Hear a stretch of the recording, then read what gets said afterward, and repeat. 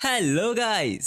तो आज की हमारी कहानी एक ऐसे यूजलेस मेन कैरेक्टर की है जिसकी लाइफ में मेरी तरह कोई गर्लफ्रेंड नहीं है, लेकिन वन डे समथिंग हैपन। एक खूबसूरत परी उसके लिए धरती पर आई उसकी गुलाम बनने और उसे बताती है कि वो आम इंसान नहीं है। तो आज हम जिस दुनिया में आए हैं वहाँ जिंदा से लेके मुर्दा हर एक चीज में आत्मा है और ये जिनके बुलाने पे प्रकट हो जाते हैं उन्हें यहाँ समनर्स कहा जाता है। लाखों साल से समनर्स एक रहस्यमय जीव है इस दुनिया में। ये मिट्टी की आत्मा को पुकार सकते हैं। इनके इशारों पर गड़े मुर्दे भी खड़े हो जाते थे, यहाँ तक कि सितारे भी इनके काबू में थे। हालांकि आज के दौर में ये कहीं गुम हो चुके हैं या ये खुद ही लोगों के सामने नहीं आना चाहते। यकीनन ये लोग वक्त में कहीं खोकर लोगों के द्वारा भुला दिए गए होंगे, पर आज भी इनकी जगह कोई नहीं ले सकता।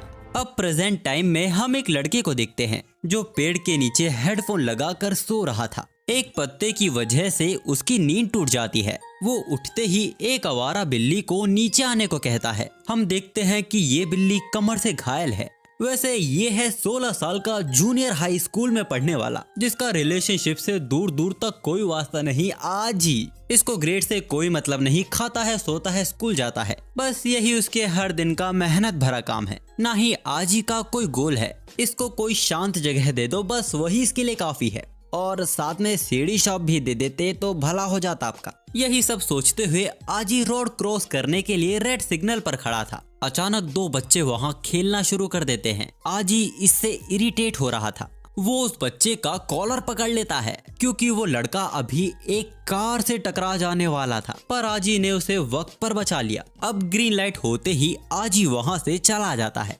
लेकिन उस लड़के की माँ जो अपने बच्चे पे चिल्ला रही थी, इससे आजी को फिर से इरिटेशन हो रही थी। इतनी कमियों के अलावा आजी एक चीज में अच्छा था, वो खाना बनाने में बहुत अच्छा है। उसके पिताजी कहा करते थे कि एक दिन आजी सबसे स्वादिष्ट रामेन किंग बनाएगा। उसकी माँ का कहना था कि उसके बनाए खाने की खुशबू से खुद भगवान भी स्वर्ग से नीचे उतर आएंगे। वो अपने बनाए सूप को रामेन में डालकर एक परफेक्ट रामेन तैयार कर देता है। इसकी महक किसी और नाक तक भी पहुंच जाती है। अब जब आज ये सोच ही रहा था कि ये बोल उसका बनाया सबसे स्वादिष्ट रामेन हो सकता है, उसी वक्त उसके पीछे स्पेस और टाइम डिवाइड हो रहे थे। रेडियो वेव में हलचल होनी शुरू हो जाती है। आज ही देखता है तो वो भी कुछ समझ नहीं पा रहा था। उसके पास आते ही वो पोर्टल और बड़ा हो गया था। उसके अंदर से एक खूबसूरत परी बाहर निकलती है। आज ये देख उसके हाथ का रामेन बाउल छूट जाता है। ये देख वो परी अपना रूप बदल के तुरंत उस पर झपट्टा मार देती है और ढोरों की तरह उसे खाने लगती है। सदियों में पहली बार उसने इतना स्वादिष्ट खाना खाया था। हैरान आजी उससे पूछता है कि आखिर वो है कौन। वो बताती है कि उसका नाम डोरा है और उसका पूरा नाम हिप्पोटाथेपिरोडाइट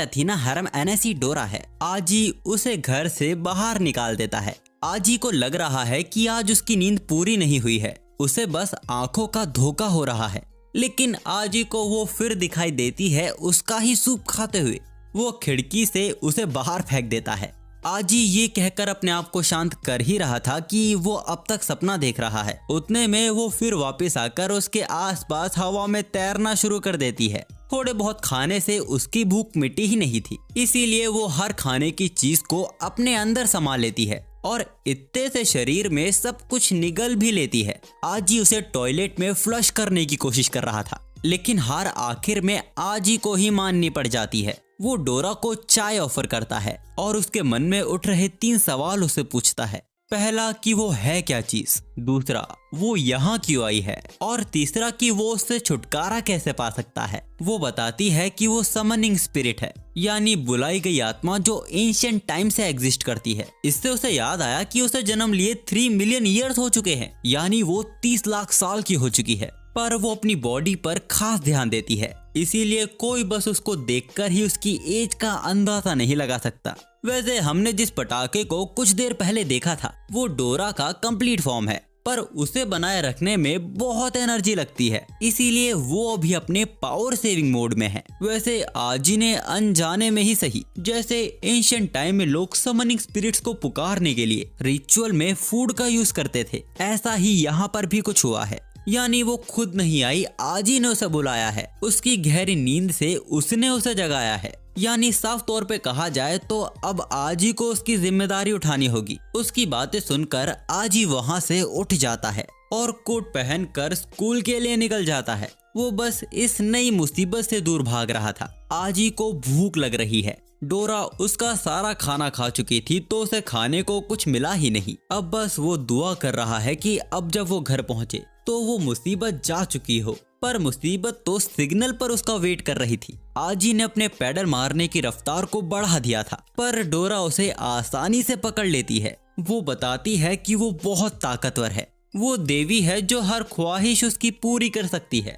आजी उसे बस के नीचे फेंक देता है, लेकिन वो फिर लौट आती है और इस बार वो उसे पैसों का लालच देती है। वो उसे पूरी दुनिया का सबसे ताकतवर इंसान बना सकती है, यहाँ तक कि वो उसे रॉकस्टार बना सकती है। वो उसे उसके साथ आने को कहती है। वो दोनों एक साथ पूरी दुनिया पर हुकूमत कर सकते हैं। आजी उसकी बात को सीरियसली ना लेकर अपना रास्ता ही बदल लेता है। आज जो आजी के साथ हो रहा है उसकी वजह से आज वो क्लास में ध्यान भी नहीं लगा पा रहा। इतने में डोरा फिर आ जाती है। आजी तुरंत पर्दा लगा देता है तो वो टेबल के नीचे से आ जाती है। वो आजी से किसी तरह का कॉन्ट्रैक्ट करवाना चाहती थी। उसकी ये सब हरकतों से आजी बहुत इरिटेट हो रहा था। वो चलती क्लास में ही चिल्ला देता है। डोरा को आजी के अलावा कोई नहीं देख सकता, जिससे टीचर को लगा कि आजी उससे बोल रहा है।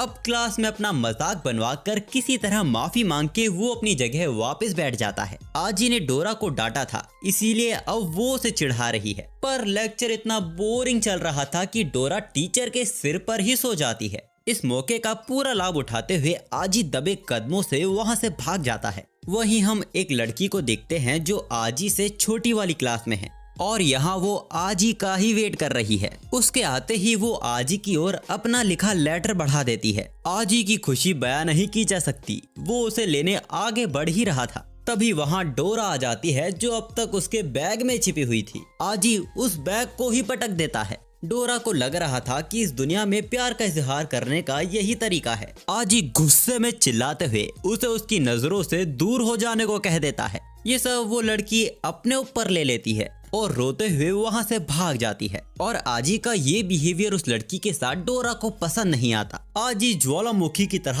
उबल रहा था। अब शाम के वक्त एक पेड़ के नीचे जब डोरा सो रही थी तब आजी वहाँ बहुत सारा खाना लेकर आता है और सब डोरा के ऊपर पलट देता है। डोरा की खुशी का कोई ठिकाना नहीं था, लेकिन आजी ये सब सोच के ये लाया है अगर डोरा को खाने के जरिए बुलाया जा सकता है तो उसे भगाया भी जा सकता है। वो अपने घुटने पे आकर डोरा से उससे दूर होने की विश मांगता है। अंत में डोरा हार मान ही लेती है। वो आजी को बताती है कि जिन बुलाई गई आत्मा को उनके मास्टर ठुकरा देते हैं। वो सालों सालों तक इस दुनिया में कहीं गायब होकर भूत की तरह भटकती रहती है, तब तक जब तक वो खुद पूरी तरह गायब न हो जाए। डोरा अपने कंप्लीट फॉर्म में आ जाती है और वो आजी की विश खुशी खुशी पूरी करने को तैयार थी। लेकिन एक आखिरी बार वो चाहती है कि आजी उसके साथ चले, उन सबको देखे जिन्हें वो हर रोज देखता है, उसके साथ उन दुकानों को देखे जिन्हें वो पसंद करता है। वो उस हर शख्स से मिलना चाहती थी जिन्हें आजी जानता है।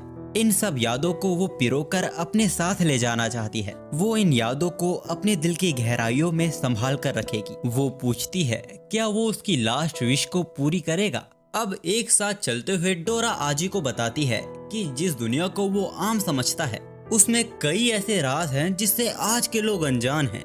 वो आजी का हाथ पकड़कर अपनी आंखों से उसे दिखाती है कि असल में ये दुनिया कैसी दिखाई देती है।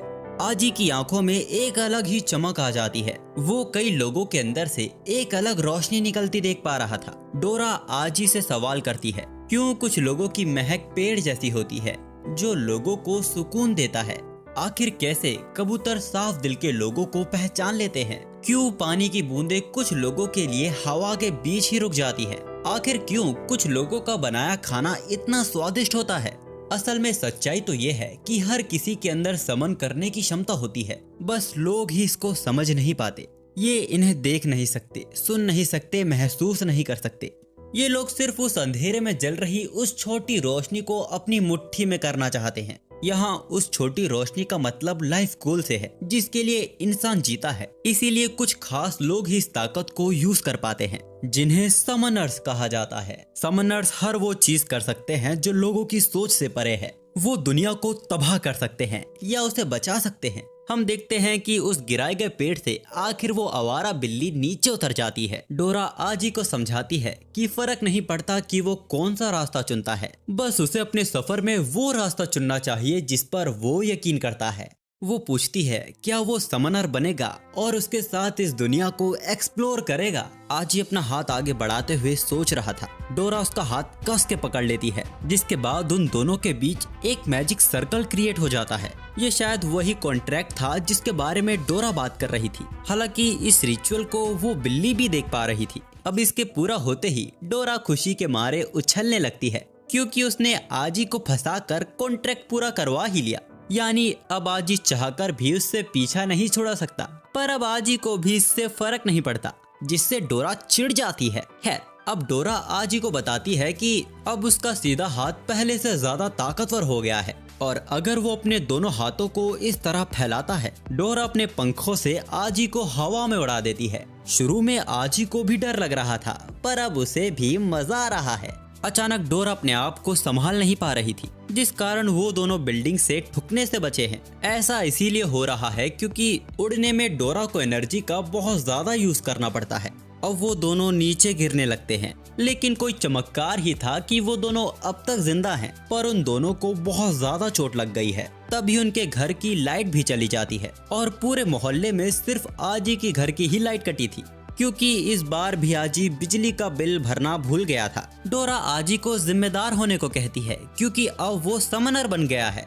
वो आजी के हाथ से एक ब्लू बॉल को समन करती है, जो कि ऊपर जाकर फैल जाता है। ये फायरफ्लाइज की ग्लोइंग लाइट है और इसके अलावा ये जख्मों को धीरे धीरे भर भी देती है।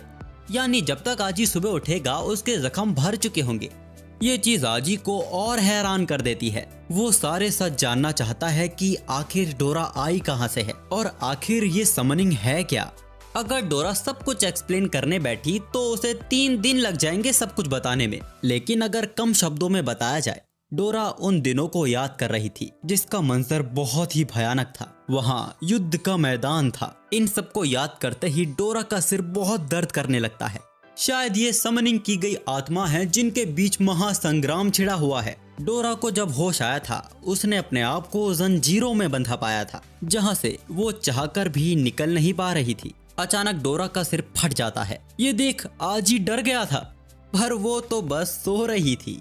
अब उसको कंबल उड़ा के वो भी सो जाता है, लेकिन कोई तो है जो उन पर नजर रख रहा है। अब इसके अगले दिन आजी बास्केटबॉल क्लब आया हुआ था, बट आज वो यहाँ बहुत इनकम्फर्टेबल फील कर रहा है, क्योंकि डोरा ने आज बहुत सेक्सी कपड़े पहने हुए हैं और उसे भी चिंता नहीं थी, क्योंकि आजी के अलावा कोई और अपनी आंखें सेक ही नहीं सकता। पर वो आजी की परेशानी समझ नहीं पा रही थी। अगर आजी ने अपने आप से काबू खोया तो यहाँ कुछ बहुत गलत हो जाएगा। तभी आजी देखता है कि वो तो न्यूज में आ रहा है। उसकी उड़ते वक्त की गिरती हुई फोटो सीसीटीवी में रिकॉर्ड हो गई थी। यहाँ तक कि पेड़ को उखाड़ने वाली बात भी न्यूज में आ चुकी है। डोरा उसे परेशान न होकर उसकी बॉडी पर सनस्क्रीन लगाने को कहती है, लेकिन वो उसे इग्नोर कर अपना हेडफोन लगा लेता है। तभी डोरा की नजर कोई हिलती हुई चीज पर जाती है। इससे पहले वो कुछ समझ पाती वो चीज डोरा को निगल लेती है। डोरा वहाँ मदद की गुहार लगा रही थी और यहाँ आजी अपने फोन में लगा हुआ था,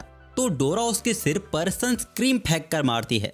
आजी उसे पीछे मुड़कर देखता है, पर तब तक वो प्लांट उसे पूरा निगल चुका था। वो प्लांट आजी के मुंह पर डोरा की बिकनी थूक कर उसकी औकात दिखाकर वहाँ से हंसते हुए भाग जाता है। आजी भी अपनी पूरी ताकत से उसके पीछे भागता है। वैसे डोरा अभी जिंदा है, बस उस प्लांट के अंदर पिस रही है। आजी के मन में 2 बड़े सवाल उठ रहे थे। पहला कि आखिर ये चीज क्या है, और दूसरा कि डोरा इससे खुद बाहर क्यों नहीं निकल जाती। असल में तब समनिंग स्पिरिट किसी काम की नहीं होती जब वो अपने मास्टर से दूर हो। इसीलिए डोरा बेशर्मों की तरह आजी के पीछे लगी हुई थी। किसी तरह उसने उस प्लांट को पकड़ ही लिया था कि वो चकमा देकर फिर भाग जाता है। वो प्लांट आजी को भगा भगा कर विंड फॉरेस्ट हाई स्कूल की क्लब एक्टिविटी में ले आता है। इस भीड़ में उसको ढूंढना मुश्किल हो ही रहा था कि कोई पहलवान उसके सामने आ जाता है। ये उसी लड़की का भाई है जिसको आजी ने रुलाया था। वो लड़की अपने आप को साबित करने के लिए कई पत्थरों को अपने एक हाथ से ही तोड़ देती है। ये देख आजी की भी फट गई थी। तभी उसे डोरा की आवाज आती है जो उसका खाना बनने वाली है अगर आजी ने उसे बचाया नहीं तो। उस लड़की का भाई आजी को एक और मौका देता है और उसकी बहन के लव को एक्सेप्ट करने को कहता है। आजी डोरा को ओके बोलकर वहां से गायब हो गया था, पर उन्हें लगा कि आजी ने प्रपोजल एक्सेप्ट कर लिया है। लेकिन आजी को वहां ना पाकर उस लड़की का दिल फिर टूट जाता है, जिस कारण वो वहां रोना शुरू कर देती है। अगर आजी गलती से भी उस पहलवान से फिर टकराया, कसम से वो उसकी लस्सी बना देगा। वैसे अब आजी को डोरा की आवाज कम आ रही थी। इसकी वजह इनके बीच की ये दूरी है। समनिंग स्पिरिट जितनी दूर अपने मास्टर से रहती है वो उतनी ही कमजोर होने लगती है। अगर आजी ने जल्द ही कुछ नहीं किया तो इन दोनों के बीच का टेलीपैथिक कनेक्शन टूट जाएगा, यानी फिर डोरा को ढूंढना लगभग नामुमकिन सा हो जाएगा। तभी एक अनजान बच्चा आजी से कहता है कि वो जानता है कि वो क्या ढूंढ रहा है और वो कहाँ है वो ये भी जानता है। यहाँ तक कि वो ये भी जानता है कि आजी कोई आम इंसान नहीं है, उसके पास स्पेशल पावर्स है। वो उसे उसकी super natural human research society को ज्वाइन करने को कहता है, जहाँ वो लोग मिलकर पूरी गैलेक्सी को अपने जूते के नीचे ले आएंगे। पर आजी उसके मुंह पे जूता रख उस प्लांट के पीछे जाता है जिस पर उसकी नजर पड़ी थी, लेकिन उसने जिस पर झपट्टा मारा है असल में वो एक लड़की थी।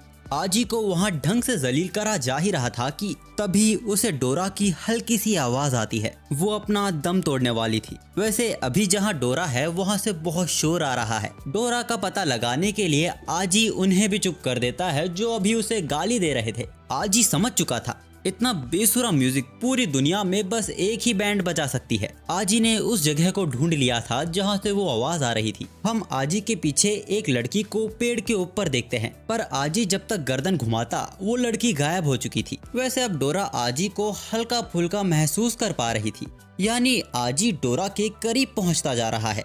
आजी डोरा से कहता है कि अब जाके उसे महसूस हुआ एक दिन था जब वो उससे छुटकारा पाना चाहता था, और आज जब वो उस प्लांट के पेट के अंदर है, यानी अगर वो प्लांट आज उसे खा जाता है तो आजी को डोरा से हमेशा के लिए छुटकारा मिल जाएगा। डोरा हैरान हो गई थी। वो गुस्से में आजी को गाली देते हुए उस मॉन्स्टर के पेट में घूंसे मारने लगती है। वो कहती है कि अगर आजी थोड़ा और करीब आ जाए तो उसे उसकी कोई जरूरत नहीं है। भीड़ में आजी ने भी उस मॉन्स्टर को पहचान लिया था और अब डोरा भी अपने रियल फॉर्म में उस मॉन्स्टर के मुंह से बाहर निकल आती है। और हाँ, उसने कपड़े नहीं पहने थे। अब वो वापस छोटी होके उस मॉन्स्टर को उसकी औकात दिखा देती है। वो प्लांट किसी तरह भागकर जमीन के अंदर से होते हुए अपने मास्टर से जा चिपकता है। उसकी मास्टर एक खूबसूरत लड़की थी। यहाँ आजी डोरा को ढकने के लिए उसे अपनी जैकेट दे देता है और अब वो फिर से उस मॉन्स्टर को सबक सिखाने आगे बढ़ रही थी, पर वो लड़की अपने कदम पीछे कर लेती है। डोरा ज्यादा गुस्से में थी, वो पीछे से ही हमला कर देती है, लेकिन वो लड़की ठीक उसी पल गायब हो जाती है। आजी और डोरा वो दोनों ही ये देख हैरान थे। ऊपर से डोरा को चोट भी लग गई थी। आजी डोरा को यहाँ से चलने को कहता है, पर डोरा का गुस्सा शांत ही नहीं हो रहा था। आजी उसके सिर को सहलाकर उसे शांत करता है। वैसे आजी को डर है कि वो लड़की उनके लिए बड़ी मुसीबत बन सकती है। डोरा आजी से पूछती है कि उसे कैसे पता चला कि वो लड़की एक समनर है। तो जैसा कि हम सब लोग जानते हैं कि नॉर्मल लोग स्पिरिट्स को नहीं देख सकते, यानी जिसने डोरा पर हमला किया उसे समनर ही होना था, जिसका एक प्रूफ ये भी है कि उस प्लांट को कोई और देख ही नहीं पा रहा था, यानी वो भी डोरा की तरह बुलाई गई आत्मा थी। और जैसा कि हमें डोरा ने बताया ही था, समनर्स और स्पिरिट्स के बीच एक रेंज है जिसके अंदर इन दोनों को रहना पड़ता है। ऐसा ना हो तो वो अपनी पावर्स का यूज नहीं कर सकते, यानी उसकी मास्टर को आसपास ही होना था। किस्मत से आजी ने ये नोटिस कर लिया था कि वो स्पिरिट बस गोल चक्कर लगाए जा रही है, यानी वो इसे इस सर्कल के बीच से कंट्रोल कर रही थी। यहाँ तक कि उसके कपड़े की बुनाई देखकर आजी ने ये भी पहचान लिया था कि वो लड़की एक अमीर खानदान से है, और जो उस लड़की के इयरिंग्स पे ब्लैक रोज का निशान था वो लगभग आजी के स्कूल के एम्बलम जैसा था। यह निशान खानदानी परिवार को दर्शाता है। हालांकि आजी का स्कूल भी अमीर लोगों के द्वारा ही चलाया जाता है, लेकिन जिस बात पे गौर करना चाहिए कि वो स्पिरिट अपने मास्टर से इतनी करीब भी नहीं थी। फिर भी वो इतनी ताकतवर थी, यानी उस लड़की की असली ताकत का उन्हें अंदाजा भी नहीं है। डोरा आजी का प्रेजेंट ऑफ माइंड देखकर पूरी तरह इम्प्रेस हो गई थी। लेकिन सच तो ये है कि यहाँ आते वक्त आजी ने उस लड़की को देख लिया था। वैसे आजी ने जो अंदाजे लगाए थे असल में वो सच थे। इस लड़की का कोई तो कनेक्शन है आजी के स्कूल के प्रिंसिपल के साथ, क्योंकि इसी ने ही इस लड़की को आजी के पीछे भेजा था। पर इंसानों के सामने आने के डर से इन्हें पीछे हटना पड़ा। लेकिन अब प्रिंसिपल को किसी बात की चिंता नहीं, जो आगे होगा वो खुद देख लेंगे। बस वो इन्हें अपनी पूरी ताकत लगाने को कहते हैं, क्योंकि अब वो भी आजी की पूरी ताकत देखना चाहते हैं। कोई कारण था जो प्रिंसिपल को आजी से बड़ी उम्मीदें थी। इसके बाद हमको पता चलता है कि ये लड़की आजी के स्कूल में बहुत पॉपुलर है। लोग इसे देवी, एंजल और आइटम जैसे नाम से पुकारते हैं। सब अपना टाइम फोड़ते हैं सिर्फ इसको देखने के लिए। आज के थकान भरे दिन के बाद आजी अपनी क्लास में आराम कर रहा था। तभी वो लड़की आजी की टेबल पर एक चिट्ठी छोड़कर जाती है। आजी से ज्यादा उसके क्लासमेट इसे पढ़ने को एक्साइटेड हो रहे थे। इसमें लिखा हुआ था कि स्कूल खत्म होने के बाद वो जंगल में आजी का वेट करेगी। उसने साथ में एक ब्लैक रोज भी छोड़ा था। अब स्कूल के खत्म होने के बाद आजी जंगल की तरफ ही जा रहा था। साथ में उसके क्लासमेट्स भी उसे छोड़ने जा रहे थे। लेकिन रास्ते में वही पहलवान उसे रोक देता है, जो अपनी बहन के लिए गुस्से में तो था ही, साथ ही उसे ज्यादा गुस्सा इसीलिए आ रहा है क्योंकि अब आजी उसकी देवी को भी उससे छीन रहा है। आजी आज यहाँ से जिंदा इसीलिए जा पा रहा है क्योंकि उस बैल को कुछ लोगों ने पकड़ा हुआ था। डोरा भी आजी के लिए बहुत खुश थी क्योंकि अब वो पॉपुलर हो गया है। अब जंगल के अंदर जाते हुए आजी देखता है कि आज तो ये बिल्ली भी उसका पीछा कर रही है। आजी उससे उसकी चोट के बारे में पूछता है, जिस पर वो म्याऊं करके वहाँ से चली जाती है। अचानक हम देखते हैं कि आजी के क्लासमेट्स जो उसका पीछा कर रहे थे, अचानक वो एक अजीब सी बेल में फंस चुके हैं। जंगल के अंदर जाने का रास्ता भी खत्म हो चुका था। पर फिर अचानक ही आजी के लिए रास्ता खुद बनने लगता है। उस रास्ते के अंत में ब्लैक रोजेस का गार्डन था, जिनका ख्याल वो खूबसूरत मोहतरमा रख रही थी। वो यहाँ आजी का ही इंतजार कर रहे थे। उन्हें आजी से डोरा चाहिए और आजी का जवाब भी साफ ना था। भले ही डोरा बहुत शरारती है और खाती भी ज्यादा है, पर अब वो उसकी फैमिली की न्यू पेट की तरह है, जिसके साथ की अब उसे आदत लग चुकी है। आजी कहता है कि डोरा को बचाना अब उसकी जिम्मेदारी है। वो लड़की आजी पर ब्लैक रोज फेंक के मारती है, जिससे आजी के गाल पर हल्का सा निशान भी आ गया था। अब वो अपने प्लांट स्पिरिट को लंबा करके उन पर एक घातक हमला कर देती है, जिससे डोरा और आजी दोनों अलग अलग हो गए थे। डोरा उसका सामना करने के लिए एक ताकतवर हथियार ढूंढ रही थी। आजी उसे जल्दी करने को कहता है, नहीं तो यहाँ से उसकी अस्थियां ही जाएंगी। पर डोरा का वेपन उसे मिल ही नहीं रहा था, यानी आजी को इंतजार करना होगा। तभी वो लड़की अपने स्पिरिट को बहुत बड़े बेल में कन्वर्ट कर लेती है और उड़ती हुई पत्तियों को स्पाइक्स में कन्वर्ट कर हमला कर देती है। किसी तरह आजी उसके हर अजीब हमले से बचते हुए डोरा से मदद की भीख मांग रहा था, पर अब तक उसे उसका वेपन मिला ही नहीं है। अब वो लड़की ब्लैक रोज का नाम लेके जाइंट ट्री को वहाँ समन कर लेती है। लेकिन इस बार उसका निशाना आजी नहीं था। वो डोरा को अपने पंच के नीचे स्मैश करने वाला था, पर किस्मत थी कि वो बच गई थी। यहाँ तक कि उसने अपने आप को पूरी तरह जाइंट ट्री से बचा लिया था। पर फिर प्लांट स्पिरिट की जड़ें उसे पकड़ लेती हैं और वो उस जाइंट ट्री के पंजों के नीचे कुचली जाने वाली थी। आजी उसे बचाने के चक्कर में खुद उसके हाथ के नीचे आ जाता है। सबको लगा कि आजी ने खुद ही खुदकुशी कर ली है, लेकिन वो उस जाइंट ट्री के हाथ को काट कर बाहर निकल आते हैं। फाइनली डोरा को अपना super sharp anti cube cleaver weapon मिल गया था। हम देखते हैं कि ये कटने का निशान उस लड़की के हाथ पर भी आ गया था। अब वो फिर से उन पर नेचर पंच से हमला करती है, लेकिन इस बार वो दोनों भी तैयार थे। उन दोनों के पंच के टकराव से उस जाइंट ट्री का हाथ जमकर पूरी तरह गायब हो जाता है। पर अभी वो हारी नहीं है। आजी क्रिस्टल विंग का यूज कर अपने आप को बचा लेता है। अब वो दोनों उसके हाथ पे चढ़ के शूज को बूस्ट में कन्वर्ट कर आजी अपने चाकू से उसके हाथ को चीरते हुए उसके पूरे शरीर को छील देता है और आखिर में एक पावरफुल जंप से उसके शरीर से आर पार हो जाता है, जिससे वो जाइंट ट्री जमीन पर चित हो गया था। डोरा आजी से चिपक जाती है। वो नहीं जानती थी कि आजी मार्शल आर्ट्स भी जानता है, लेकिन उसने तो अपनी कुकिंग स्किल का इस्तेमाल कर उसे प्याज की तरह काटा था। अब वो लड़की अपने स्पिरिट को वापस बुला लेती है। इस मौके का फायदा उठाकर डोरा उस पर पीछे से हमला कर देती है। लेकिन आजी ही डोरा के हमले को रोक देता है, जिसके पीछे वजह थी कि वो खूनी नहीं बनना चाहता और शायद डोरा ने ये नोटिस नहीं किया। लेकिन ये लड़की पूरे वक्त अपनी पूरी ताकत इस्तेमाल करने से अपने आप को रोक रही थी, जिसका प्रूफ डोरा के पीछे है। हम देखते हैं कि उस लड़की के पास ऐसे 4 जाइंट ट्रीज और भी थे। असल में ये इन दोनों का टेस्ट लिया जा रहा था, जिसमें आजी तो पास हो गया था लेकिन डोरा इसमें फेल हो गई। अब डोरा बात को बदलने के लिए उन्हें वक्त का एहसास करवाती है कि रात होने वाली है। वो उनसे पूछती है, क्या तुम लोगों को भूख लग रही है? क्योंकि आजी बहुत अच्छे रामेन बनाता है। आज का डिनर वो उन्हें उनके साथ करने को कहती है, जिस पर वो प्लांट स्पिरिट भड़क जाता है क्योंकि उसकी मेम साहब के साथ डिनर करने की इनकी हैसियत नहीं है। तभी उसकी मेम साहब का पेट गुड़-गुड़ करने लगता है। अब सीन जाता है आजी के घर पे, जहां उसने सबके लिए बहुत सारा खाना बनाया था। उसके हाथ का बनाया खाना उस लड़की को भी पसंद आता है, यहाँ तक कि प्लांट स्पिरिट की आंखों से तो खुशी की धारा ही बहने लगती है। और अब डोरा के साथ उसकी दोस्ती भी अच्छी हो गई थी। वैसे प्लांट स्पिरिट उनकी पिछली लड़ाई के लिए उनसे माफी मांगता है, पर उनके पास ये करने के अलावा कोई और चारा भी नहीं था। आजी इसकी वजह पूछता है। तो इस दुनिया में 2 तरह के समनर्स होते हैं, एक तो अच्छे समनर्स और दूसरे बुरे समनर्स। इन दोनों के मकसद एक दूसरे से बिल्कुल अलग हैं, इसीलिए इनके बीच में लड़ाइयाँ होती रहती हैं। अब जैसे 2 तरह के समनर्स होते हैं, उसी तरह स्पिरिट्स भी 2 तरह की होती हैं। पहली गार्जियन स्पिरिट और दूसरी एविल स्पिरिट।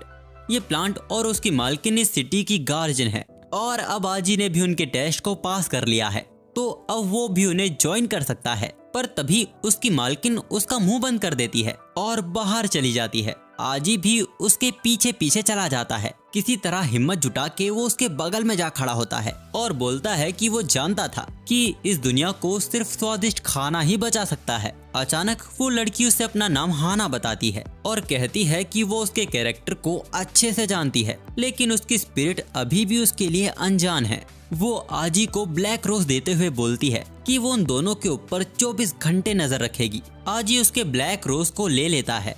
उसी वक्त डोरा और प्लांट स्पिरिट भी आ जाती हैं। उन्हें लगा कि हाना आजी को डेट के लिए पूछ रही है, जिस पर वो भी सिर झुका के वहाँ से चली जाती है। लेकिन आजी ब्लैक रोज का मतलब अच्छे से जानता था। किसी को ब्लैक रोज देने का मतलब होता है कि तुम शैतान हो और सिर्फ मेरे हो। अब इसके बाद हमें एक जलता हुआ गांव दिखाया जाता है। उन दहकती आग की लपटों से शायद एक आदमी बच गया था। तभी एक हाफ कैट उसे वापस आने को कहती है। वो उसका भाई था, लेकिन अचानक कुछ शख्स के शरीर पर काला रंग फैलने लगता है और वो कई काले कौवों में बंटकर फैल जाता है। ये उस हाफ बिल्ली का सपना था, जो अभी प्रेजेंट टाइम में किसी ऊंची बिल्डिंग के टेरिस पर कई बिल्लियों के साथ थी। उसके पास एक ऐसी भी बिल्ली थी जो आजी की बिल्ली जैसी दिखती थी। उसके साथ वो बिल्डिंग से छलांग लगा देती है। इस वक्त आजी अपने स्कूल में था। तभी अचानक एक जिराफ की गर्दन स्कूल की खिड़की से क्लास के अंदर आ जाती है। इतना काफी नहीं था कि कई सारे कोआलास भी क्लास के अंदर आ जाते हैं और पूरी क्लास में उथल पुथल मचा देते हैं। उन्होंने टीचर को भी दबोच लिया था। जानवर सिर्फ क्लास के अंदर ही नहीं, पूरे कैंपस में फैल चुके थे। आजी डोरा को लेके यहाँ से बाहर निकलने की कोशिश करता है, पर एग्जिट पर जाइंट पांडा बैठा हुआ था। आजी वहाँ से बाहर निकल जाता है, पर डोरा को पांडा बिल्कुल पसंद नहीं। जानवर स्कूल के बाहर भी बड़ी तादाद में फैल चुके थे। इन सबके पीछे उसी हाफ कैट का हाथ था। सिचुएशन आउट ऑफ कंट्रोल जा चुकी थी, इसीलिए सभी बच्चों को स्कूल के जिम में एग्जीक्यूट किया जा रहा था। पर डोरा आजी को दूसरी तरफ ले जाने लगती है। हम देखते हैं कि हालत तो शहर की भी खराब है। जानवर यहाँ भी फैल चुके हैं।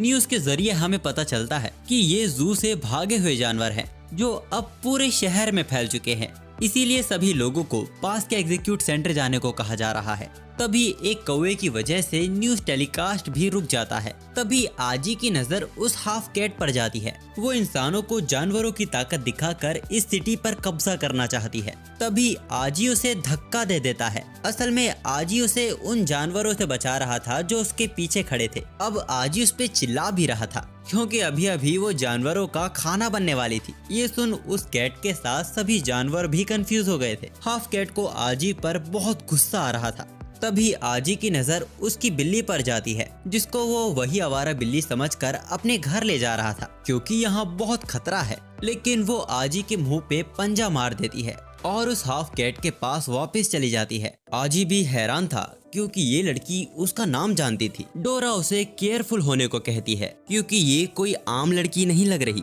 हाना और उसका प्लांट स्पिरिट यहाँ पहुँच चुका था और इतना तो ये लोग समझ ही गए थे कि इस लड़की की पावर्स जानवरों को समन करना है। तो जैसा कि मैंने आपको कहानी की शुरुआत में ही बताया था, अगर समनर के अंदर क्षमता है तो वो किसी भी चीज को समन कर सकता है, जरूरी नहीं कि वो आत्मा ही हो। वैसे इस बात से नकारा नहीं जा सकता। आज जो उनकी विरोधी है वो थोड़ी तो दिलचस्प है, जिसके लिए उन्हें सोचना पड़ रहा है कि इसे निपटाया कैसे जाए। हाना उसे अपना मुंह बंद कर जल्दी लड़ाई को खत्म करने को कहती है, जिसके बाद वो दोनों बिल्डिंग से छलांग लगा देते हैं और प्लांट स्पिरिट उन पर अंधाधुंध बुलेट सीट से हमला कर देता है, जिस वजह से पूरी जगह कंक्रीट की धूल से घिर चुकी थी। हाना इस मौके का फायदा उठाती है और अपनी ब्लैक रोज की पावर से उन सबको बेल से बांधकर पेड़ पे लटका देती है। लेकिन उस हाफ कैट ने अपने आप को बचा लिया था। जैसा बर्ताव उसके जानवरों के साथ किया जा रहा है उस पर उसे बहुत गुस्सा आ रहा था, पर प्लांट स्पिरिट उसको चिढ़ाते हुए अपनी मैडम की वाहवाही करने लगता है,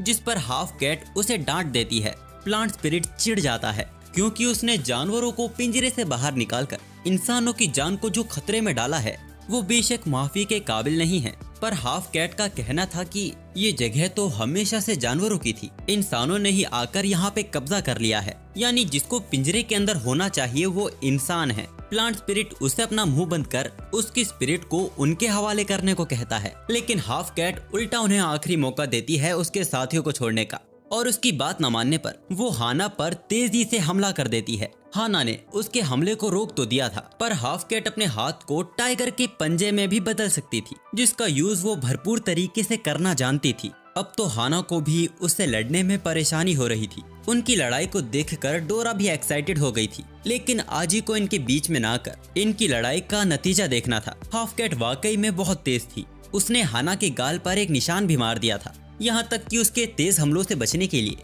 उसे शील्ड का यूज करना पड़ा, जिस वजह से हाना को थोड़ा मौका मिल जाता है।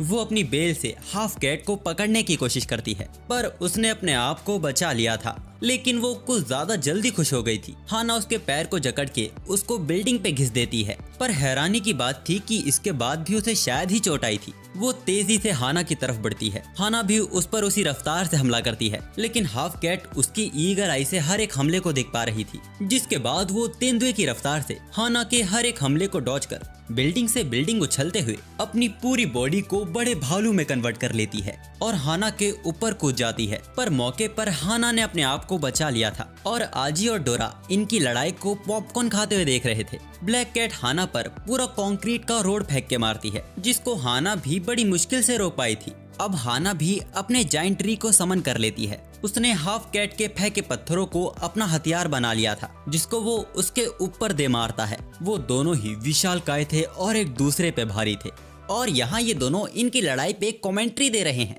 अब हाना अपने प्लांट स्पिरिट को अपने जाइंट ट्री से मर्ज कर देती है, जिसके बाद उसके 4 हाथ हो चुके थे। उन 2 नए हाथों से वो उसका कीमा बना देती है, जिसके बाद वो भालू आजी और डोरा के ऊपर ही गिरने वाला था, पर वो जाइंट ट्री अपने 4 हाथों से उस भालू को पूरी तरह पिस देता है, जिसके बाद वो कई टुकड़ों में फट गया था। डोरा को यकीन हो गया था कि लड़ाई का नतीजा हाना की तरफ जा चुका था, पर सबकी सोच से परे वो टुकड़े शिकारी लोमड़ी में तब्दील हो जाते हैं। जब एक हाथी का सामना एक छोटी चींटी से होता है और अगर वो छोटी चींटी उसके सूंड में घुस जाती है, फिर जो हाल उस हाथी का होता है वही यहाँ इस जाइंट ट्री के साथ हो रहा था। उसके शरीर पर जितने जख्म आते उनका असर हाना के शरीर पर भी दिख रहा था। वो जाइंट ट्री के हाथों को स्पाइक्स में कन्वर्ट करके उन्हें दूर कर देती है और अपने शरीर को ब्लेड की तरह घुमा के सभी लोमड़ियों को खत्म कर देती है। इस लड़ाई को आजी और डोरा दूर से देख रहे थे। तभी आजी की नजर उस हाफ कैट की बिल्ली पर जाती है, जो कोई कारणवश बहुत घायल थी,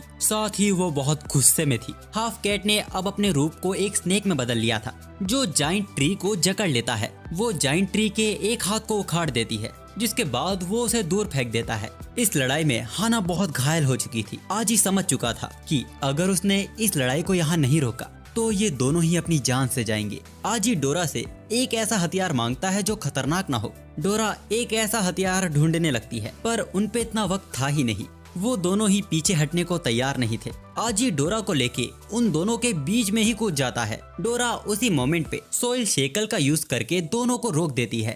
अब हाफ कैट भी अपने रियल फॉर्म में आ चुकी थी। आजी का कहना था कि अब इस बिन मतलब की लड़ाई की कोई जरूरत नहीं है, क्योंकि आजी ने समनर को पहले ही ढूंढ लिया है और वो और कोई नहीं वही बिल्ली है, और ये आजी की वही आवारा बिल्ली थी। इसके बाद हाफ कैट उस बिल्ली के अंदर समा जाती है। तो असल में अब तक हम जिस हाफ कैट को समनर समझ रहे थे वो असल में बुलाई गई आत्मा यानी समनिंग स्पिरिट थी, और असल में जो समनर है वो ये बिल्ली है, जिसका हिंट हमें रिचुअल के वक्त भी मिल गया था। आजी म्याओ की चोट को देख परेशान होने लगता है और इस वक्त उसे जानना भी नहीं था कि आखिर म्याओ ने ये सब किया ही क्यों था। वो इंसानी भाषा में कुछ बोलने वाली थी, लेकिन आजी उसे चुप कर देता है और उसके शरीर पर पट्टी लगाने लगता है। इससे म्याओ को वो दिन याद आ गया था जब आजी और उसकी पहली मुलाकात हुई थी। उस दिन आजी टहलते हुए उसके पास पहुंचा था जब वो घायल थी। आजी उसकी मदद करने का फैसला करता है, जिसके बाद वो जबरदस्ती उसके शरीर की मरहम पट्टी करने लगता है, जिससे गुस्सा होकर म्याओ उसे काट लेती है। पर फिर भी आजी ने उसकी मरहम पट्टी पूरी कर दी थी। अब जैसे वो गुस्सा हो रही थी, आजी को यकीन हो गया था कि ये जल्दी ठीक हो जाएगी, जिसके बाद वो उससे उसका नाम पूछता है, जिस पर वो म्याओ कहती है। तो आजी ने भी उसका नाम म्याओ ही रख दिया था। खैर, अब डोरा हाना से कहती है कि आजी समनर को जानता है, इसीलिए वो उसके साथ ही रहेगी। पर इस बात के प्लांट स्पिरिट बिल्कुल खिलाफ था। वो म्याओ को अपने साथ ले जाना चाहते थे, पर तब तक के लिए तो आजी मना कर देता है जब तक म्याओ पूरी तरह ठीक नहीं हो जाती, और उसके बाद वो उसे ले जाने की कोशिश कर सकते हैं। प्लांट स्पिरिट गुस्सा हो जाता है तो डोरा भी उस पर अपना चाकू तान देती है और कहती है कि तुम लोग पहले से ही जख्मी हो और उसे उन्हें मारना पसंद नहीं जो पहले से ही कमजोर है। तो हाना भी ये कहकर वहाँ से चली जाती है। आजी को इसका बहुत जल्द एहसास हो जाएगा कि उसने गलत दोस्त और गलत दुश्मन चुन लिए हैं। प्लांट स्पिरिट भी दुखी होकर हाना के पीछे पीछे चला जाता है।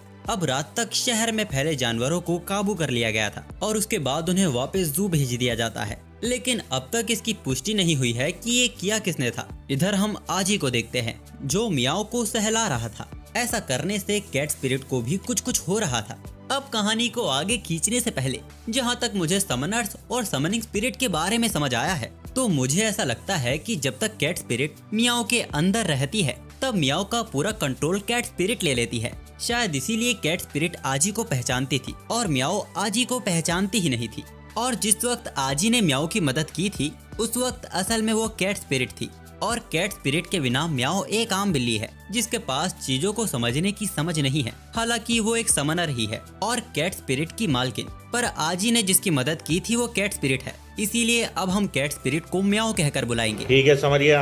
अब कहानी में आगे आजी ये देख हैरान था कि एनिमल्स भी समनर हो सकते हैं, तो म्याओ से बताती है कि जानवर भी समनर हो सकते हैं। यहाँ तक कि उसने अपने वक्त में एक मेमथ, टर्टल और एक बदबूदार जानवर को भी समनर बनते देखा था। हालांकि वो सब उसके भाई जितने कूल नहीं थे। तभी कैट स्पिरिट उदास हो जाती है। वो उन्हें अपने भाई की कहानी बताती है। उसके भाई के जाने के बाद उसने किसी तरह उसका पीछा किया और यहाँ इस शहर तक पहुँच आई, लेकिन उसकी चोट के कारण उसने कुछ वक्त तक अपनी समनिंग पावर्स को खो दिया था। उस वक्त आजी ने उसे बचाया था, और म्याओ ने आज जो किया है वो इसीलिए किया क्योंकि उसका भाई उसे इग्नोर कर रहा था, जिस कारण वो उसे ढूंढ भी नहीं पा रही थी। तो ये सब करने का उसका मकसद था कि उसका भाई उस पर ध्यान दे। जो भी हो, पर ये कहना गलत नहीं था कि उसने बहुत ज्यादा कर दिया था, जिसका अब उसे पछतावा भी हो रहा है। आजी कहता है कि उसके भाई को ढूंढने में वो उसकी मदद करेगा, लेकिन उससे पहले आजी को उसे पूरी तरह ठीक करना होगा। इधर आजी के घर से बाहर हम एक कौवे को देखते हैं। असल में यहाँ एक कौवे नहीं, कई सारे कौवे थे जिनको म्याओ के भाई ने समन किया था। अब अगले दिन हम देखते हैं कि म्याओ और डोरा सुबह सुबह गेम खेल रहे थे, तभी उनके घर की बेल बज जाती है। आजी गेट खोलकर देखता है तो बाहर बहुत सारे बाउंसर्स खड़े थे जो इंसान तो बिल्कुल नहीं लग रहे थे। वो यहाँ अपने मास्टर के ऑर्डर पे आजी और बाकी सबको लेने आए थे। इनको असल में हाना ने भेजा है और वो यहाँ आजी को डिनर के लिए इनवाइट कर रही है। आजी की देख के ही फट चुकी थी। वो बहाना बनाने लगता है, लेकिन हथियार की नोक पर उन्हें जबरदस्ती लेकर जाया जाता है, और जिसमें उन्हें लेकर जाया जा रहा था वो हेलीकॉप्टर भी हाईटेक था। उनकी मंजिल भी एक बहुत बड़ा मैंशन था जहां हाना और उसका प्लांट स्पिरिट उनका इंतजार कर रहे थे। वैसे अब तक इन दोनों के बीच का मामला सुलझा नहीं है। हाना उन्हें उनके साथ आने को कहती है क्योंकि उनके मास्टर अंदर उनका इंतजार कर रहे हैं। हम देखते हैं कि मैंशन में हर एक काम के लिए स्पिरिट मौजूद थी। निगरानी रखनी हो या सुरक्षा रखनी हो, पौधों को काटना हो या उनमें पानी देना हो, हर एक काम यहाँ स्पिरिट ही करती है। अब यहाँ पे इतनी सारी स्पिरिट थी तो एक बड़ा सवाल उठता है कि यहाँ कितने समनर्स मौजूद हैं। पर हैरानी की बात थी कि इन सभी स्पिरिट्स को सिर्फ एक ने ही समन किया था। यहाँ हम म्याओ के भाई के कौवे को भी देखते हैं। खैर, मेंशन अंदर से बहुत ही बड़ा और खूबसूरत था और जो सबका ध्यान अपनी ओर आकर्षित कर रही थी वो वॉचर्स की लीडर की विशालकाय मूर्ति थी। हाना का परिवार इन्हें भगवान की तरह पूजता है। अब ऊपर जाते वक्त आजी को लगता है कि कोई उसे पीछे से आवाज दे रहा है। वो आवाज मूर्ति से आ रही थी। अचानक आजी एक अलग दुनिया में पहुंच जाता है। वहाँ एक खूबसूरत लड़की उसका नाम पुकार रही थी। आजी उसकी तरफ बढ़ रहा था, तभी डोरा उसके सिर पर हाथ लगा देती है जिससे वो होश में आ गया था। प्लांट स्पिरिट आजी का मजाक उड़ाते हुए बोलता है, दिन में सपने मत देखा करो बच्चे। डोरा को भी उस पे हंसी आ रही थी। खैर, वो लोग मास्टर के कमरे तक पहुंच चुके थे। उनका नाम हार्लेन था। वो आजी का स्वागत करते हुए उससे माफी मांगता है कि वो उन्हें खुद लेने नहीं आ पाया। वैसे हार्लेन ब्लैक रोज फैमिली का हेड है, साथ ही वो छोटे से लेके बड़े हर एक बिजनेस को खुद संभालता है। पर उसकी प्यारी पोती भी है जो इसमें उनकी मदद करती है। वो यहाँ हाना की बात कर रहे हैं। डोरा उनकी उम्र देख उन्हें हल्के में ले रही थी, पर उनके हाथ के हल्के प्रेशर से ही वो लोग अपनी जगह पर बैठ जाते हैं। आज उनके ताकतवर ओरा को महसूस कर पा रहा था। वैसे इन्हें यहाँ बेवजह नहीं बुलाया गया है। वो उन्हें बताते हैं कि हर एक चीज में स्पिरिट होती है और लेजेंड्स का मानना है कि इन सबका अस्तित्व एक क्रिस्टल की वजह से है। इंसानी समनर्स के बीच की लड़ाई बहुत वक्त से चलती आ रही है, क्योंकि एंशिएंट टाइम में समनर्स दो हिस्सों में बट गए थे। एक के पास कुदरत की ताकत थी, वो लोग धरती की रक्षा किया करते थे, उन्हें वॉचर्स कहा जाता था। तो दूसरी तरफ ऐसे समनर्स थे जो दूसरों की समनिंग पावर्स को छीन लेते थे। उन्हें खत्म करके वो सिर्फ अपनी खुशी के लिए पूरी धरती पर कब्जा करना चाहते थे। इन समनर्स को डिस्ट्रॉयर्स कहा जाने लगा। ये समनर तय करता है कि उसे क्या बनना है, एक वॉचर या फिर एक डिस्ट्रॉयर। किस्मत से उन्हें आजी पहले मिल गया था। वो आजी से पूछते हैं कि वो क्या बनना चाहता है, वॉचर या फिर एक डिस्ट्रॉयर। डोरा कहती है कि उसे अवेंजर बनना है और म्याओ जस्टिस लीग ज्वाइन करना चाहती थी। आजी उन दोनों को चुप कर देता है और हार्लिन से कहता है कि उसकी माँ कहा करती थी कि कभी माफियाओं का साथ मत देना, और बुजुर्गों ने भी कहा है कि वॉयलेंस का कभी कोई फ्यूचर नहीं होता। उसकी बातों पर म्याओ और डोरा को हंसी आ रही थी। हार्लिन आजी से पूछता है, क्या उन्होंने सच में ऐसा कहा था? क्योंकि जहाँ तक वो जानता है, आजी जब 5 साल का था तभी उसके पेरेंट्स ने उसे छोड़ दिया था। वो अचानक ही कहीं गायब हो गए थे। तब आजी किसी और के साथ रहने लगा जब तक वो खुद अपना ख्याल रखने के लायक ना हो गया। आजी एक जीनियस स्टूडेंट है, साथ ही वो 2 पार्ट टाइम जॉब करता है। साथ ही आजी ने अपने सुनहरे बालों को डाई करके छिपाया हुआ है। आजी अपनी जिंदगी ऐसे जीता है जैसे उसकी कोई ख्वाहिशें ही नहीं है। वो दुनिया से कुछ नहीं चाहता, लेकिन आजी भी अंदर से अकेला महसूस करता है। आजी ये सब सुन हैरान हो गया था। अगर हार्लेन की बातें थोड़ी भी सच्ची हैं, तो आज भी आजी के वॉलेट में उसके पेरेंट्स की फोटो होगी। अब तक जो भी आजी के साथ हुआ, उसे लगा कि ये सब एक इत्तेफाक है, पर अचानक एक देवी का जागना और सिर्फ रामिन से उसे समन कर लेना, सच में क्या ये कोई इत्तेफाक हो सकता है? ना आजी डोरा के बारे में जानता है और ना ही अपने पेरेंट्स के बारे में, पर शायद ये दोनों ही बातें एक दूसरे से कनेक्टेड है। तभी डोरा उसके लिए ताली बजाती है और कहती है कि बुढ़ापे में भी वो कमाल का एक्टर है। लेकिन अगर उसकी बात में थोड़ी भी सच्चाई है, तो जिस फोटो के बारे में हार्लिन ने बात की थी वो आजी के वॉलेट में मौजूद होनी चाहिए। डोरा ने आजी का वॉलेट चुरा लिया था, जिसको अब वो खकोरने लगती है, और उसमें सच में एक फोटो मौजूद थी। ये आजी की फैमिली फोटो थी और उस वक्त उसके बाल सच में सुनहरे थे। लेकिन इस फोटो में आजी के फादर का चेहरा पूरा फटा हुआ था। वैसे हार्लिन म्याओ और उसके मकसद के बारे में भी जानते थे। म्याओ का भाई अब एक क्रिमिनल बन चुका है जो दुनिया पर कब्जा करना चाहता है, यानी कि वो एक डिस्ट्रॉयर बन चुका है।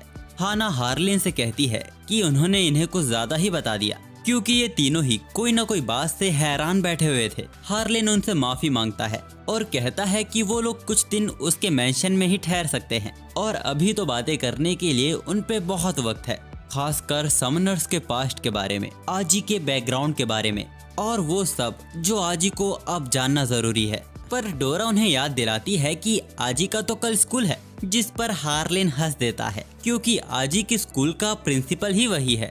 अब खाना आते ही डोरा और प्लांट स्पिरिट उस पर टूट पड़ते हैं। हार्लिन को जैसा डोरा के बारे में बताया गया था, असलियत में भी वो वैसी ही थी, लेकिन इसके बावजूद वो डोरा का एलिमेंट पता नहीं कर पाए। असल में डोरा बाकियों से थोड़ी खास है। तो डोरा अपनी नाक ऊंची करके बोलती है कि ऐसा कुछ भी नहीं है, वो बस अपने पर्सनल केयर पर बहुत ध्यान देती है। वैसे हार्लिन के कानों तक ये भी खबर पहुंची है कि डोरा अपने रियल फॉर्म में बहुत ही सेक्सी लगती है। अगर मौका मिले तो वो भी उसका वो रूप देखना चाहेंगे, जिस पर डोरा भी मना नहीं कर पाती, क्योंकि बुढ़ापे में भी हार्लिन कुछ कम हैंडसम नहीं है। अचानक हार्लिन को किसी चीज का एहसास हो रहा था। कोई बड़ी चीज उनकी तरफ तेजी से आ रही थी। हार्लिन उस पर जोरदार पंच मारता है, जिसके प्रेशर से कैसल के 3 शीशे तो टूट गए थे, पर उसे कुछ भी नहीं हुआ था। वो एक डिस्ट्रॉयर था जिसका शरीर पत्थर से बना हुआ था। ब्लड मून, कौवों और स्पिरिचुअल पावर में छेड़छाड़ होने से हार्लिन को पहले ही एहसास हो चुका था कि उन पे नजर रखी जा रही है। हार्लिन उससे बोलता है कि हमारी पिछली लड़ाई में जो मैंने तुम्हारा हाल किया था, उसके बावजूद तुम मेरे घर की दहलीज तक आ गए। क्या इस बीच तुमने कुछ नए तरीके सीख लिए हैं? खैर, आज रात मैं इस बात का खास ध्यान रखूंगा कि अगली रात का चांद तुम्हारे नसीब में ना हो। जिसके बाद फायर पंच से वो उसके ऊपर हमला करते हैं। दोनों के पंच के आपस में टकराने की वजह से वहाँ पर बड़ा धमाका हो गया था। डिस्ट्रॉयर फिर से उन पर हमला करता है, पर वो उसके हमले को डॉज कर उसके हाथ को जमा देते हैं और इलेक्ट्रिक पंच से उस पर हमला करते हैं।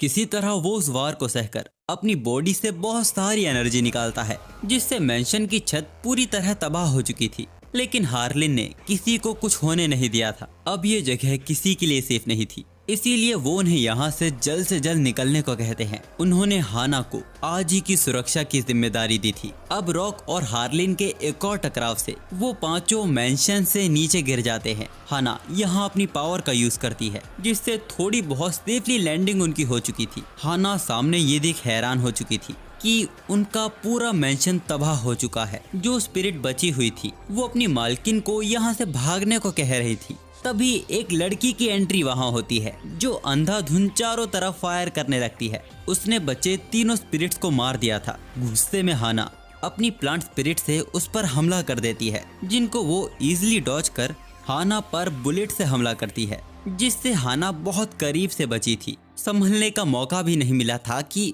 वो उनके ऊपर बॉम्ब फोड़ देती है, पर हाना के कदम अब तक डगमगाए नहीं थे। इस बीच म्याओ भी देखती है कि उसका भाई भी यहाँ मौजूद है। जितनी भी गार्ड स्पिरिट बची हुई थी वो उन्हें एक झटके में खत्म कर देता है। आखिरी बची फायर स्पिरिट को भी दबोचकर वो उसके अस्तित्व को अपने हाथ से ही मिटा देता है। म्याओ अपने भाई का ये रूप देख हैरान थी। वो ज्यादा कुछ सोचे बिना म्याओ के ऊपर भी हमला कर देता है, जिससे वो गायब हो चुकी थी। गुस्से से भरा हुआ आजी उस पर एक बड़े से खंजर से हमला करने जाता है, लेकिन कोई चीज उसे रोक लेती है। आजी वापस फिर से उसी दुनिया में जा चुका था, लेकिन इस बार वो 5 साल का हो गया था। वहाँ उसके साथ उसकी माँ मौजूद थी, लेकिन कब ये सपना डरावना हो गया। उसकी माँ इतनी ज्यादा अचानक कैसे बदल गई, आजी को इसका एहसास भी नहीं हुआ था। यहाँ डोरा आजी को उठाने की पूरी कोशिश कर रही थी और इधर हार्लिन ने रॉक का बुरा हाल कर दिया था। वो उसे बुरी तरह पीटकर वापस नीचे फेंक के मारते हैं और बोलते हैं कि अगर वो मरना नहीं चाहता तो उसे अपने बॉस को उसके सामने लाना होगा, जो यहीं कहीं मौजूद है। हाना भी इस लड़ाई को जल्द खत्म करना चाहती थी। वो एविल समनर के पीछे जाइंट ट्री को समन कर लेती है, पर वक्त रहते उसने अपने आप को बचा लिया था। लेकिन यहाँ अब हाना उनके जाल में फंस चुकी थी। हम देखते हैं कि जाइंट ट्री की शैडो पर किसी ने कब्जा कर लिया है, जो पूरे जाइंट ट्री को एक बार में ही खत्म कर देता है। इस कारण हाना भी पूरी तरह घायल हो चुकी थी। प्लांट स्पिरिट भी वापस अपनी फॉर्म में आ चुका था। हम देखते हैं कि इन सबके बीच एक ऐसी भी एविल समनर है जो किसी की शैडो में अपने आप को छिपा सकती है। वो हाना की शैडो से निकलकर उसकी गर्दन पर चाकू तान देती है। उसने हाना की गर्दन को काट दिया था। ये देख प्लांट स्पिरिट बौखला जाता है, जिस कारण हार्लिन का ध्यान भी उन पर चला गया था। वो अपनी समनिंग पावर से हाना को हील करने लगता है। ऐसा करने से हाना का ब्लड फ्लो होना बंद हो रहा था। तभी रॉक हार्लिन पे पीछे से हमला करता है, जिसको हार्लिन एक हाथ से ही रोक लेता है, पर ये करना उसके लिए आसान नहीं था।